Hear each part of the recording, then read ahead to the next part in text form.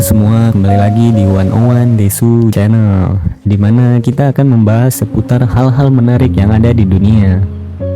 Kabel listrik bawah air telah digunakan selama beberapa dekade untuk menyediakan energi dan koneksi telekomunikasi yang sangat dibutuhkan ke pulau-pulau terpencil, platform lepas pantai, dan area lain yang tidak memiliki sumber listrik di lokasi.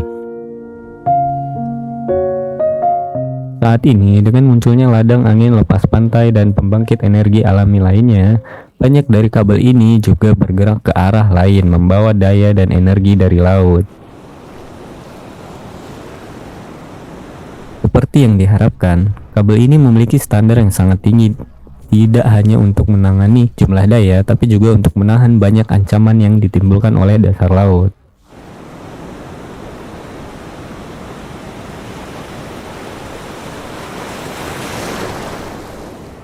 Dari konduktor hingga proses instalasi dan pelindung, kabel ini benar-benar mahakarya teknologi canggih.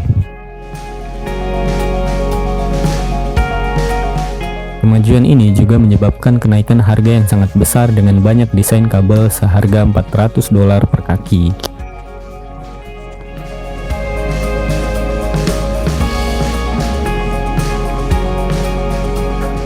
Ketika Anda mempertimbangkan ratusan ribu mil kabel ini yang saat ini merambat dasar laut global, tidak sulit untuk melihat investasi besar-besaran yang dilakukan oleh organisasi swasta dan publik dalam transportasi dan distribusi energi.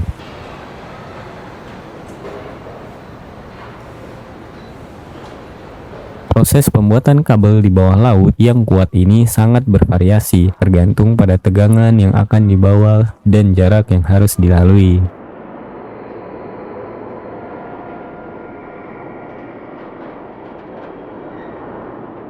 Penampang setiap kabel mengungkapkan kabel berkualitas tinggi di dalam lapisan baja galvanis.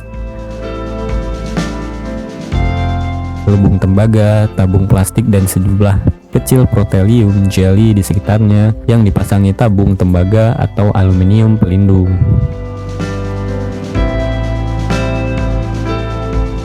Komponen yang tersisa semuanya diarahkan untuk melindungi dan membentuk kabel. Mereka termasuk penghalang air, timbal atau aluminium, pita milar, kabel baja yang terdampar, dan bungkus akhir polietilen atau pelindung seluruh kabel dari kerusakan dan korosi. Untuk lebih memudahkan pemasangan kabel, sebagian besar fasilitas manufaktur menempatkan kabel langsung ke roll logam yang dapat langsung ditransfer ke benjana peletakan.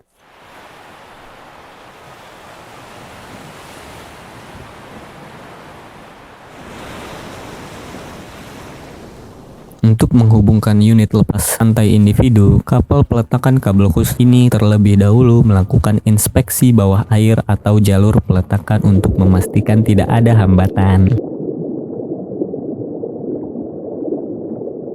Ini dilakukan dengan menggunakan kendaraan bawah air atau ROV yang dioperasikan dari jarak jauh yang membuat kontak dengan kabel messenger yang sudah terpasang di unit lepas pantai.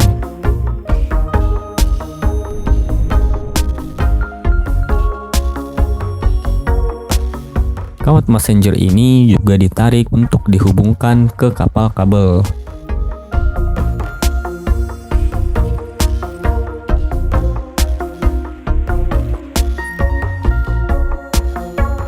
Kabel sekarang dapat digunakan dengan sangat lambat dengan ROV memeriksa setiap bagian karena bersentuhan dengan bagian bawah.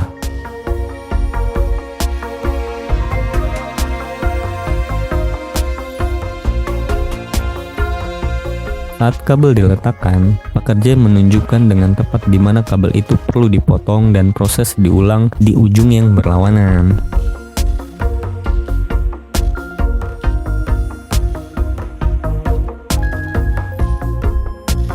Robot parit khusus yang dikendalikan dari jarak jauh kemudian dikerahkan untuk mengubur panjang kabel yang baru diletakkan. Karena ketangguhannya, kabel bawah air memiliki masa pakai hingga 25 tahun.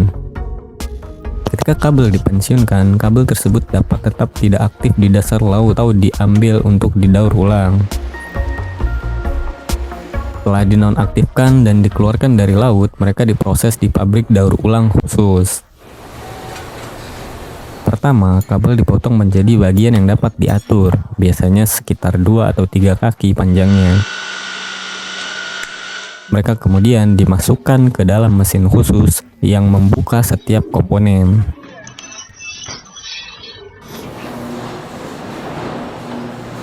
Isolasi dilucuti dan bagian logam dan elektronik vital ditumpuk untuk digunakan kembali.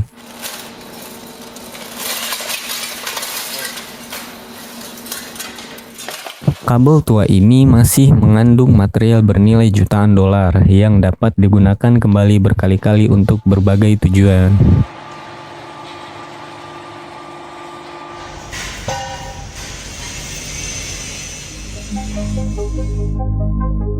Terlepas dari semua teknologi yang mengesankan dan digunakan dalam pembuatan kabel saat ini, kabel bawah air sebenarnya telah ada selama 150 tahun.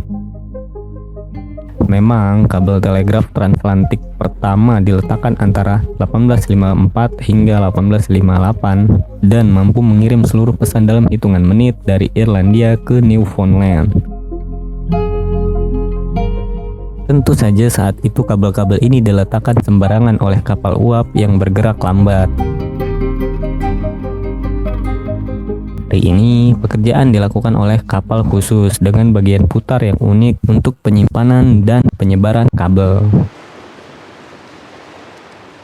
Mereka juga dibangun dengan sistem tambat khusus dan dasar datar yang memungkinkan mereka mengurangi gerakan saat beroperasi di perairan dangkal dan dalam. Bagian dalam kapal unik ini sama menariknya. Yang paling menonjol adalah cara seluruh bagian tengah kapal didedikasikan untuk proses peletakan kabel.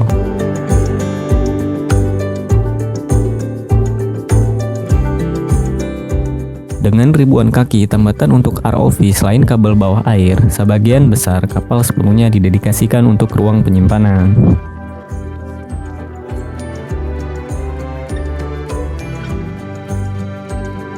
Ada juga bagian yang dilengkapi secara khusus dari mana pergerakan kapal, perangkat peletakan kabel dan ROV dapat dikoordinasikan melalui remote control. Karena kita terus melihat peningkatan permintaan tenaga lepas pantai, tidak diragukan lagi kapal-kapal peletakan kabel besar-besaran ini akan menjadi lokasi yang lebih sering di lautan dan danau di seluruh dunia. Namun, proses ini masih rentan terhadap berbagai tantangan dan masalah yang unik.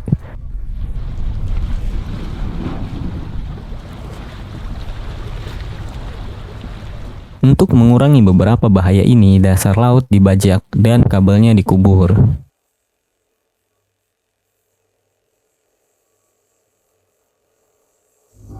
Kapal penangkap ikan dan kapal jangkar masih tetap berbahaya, bahkan untuk desain kabel yang paling terisolasi sekalipun.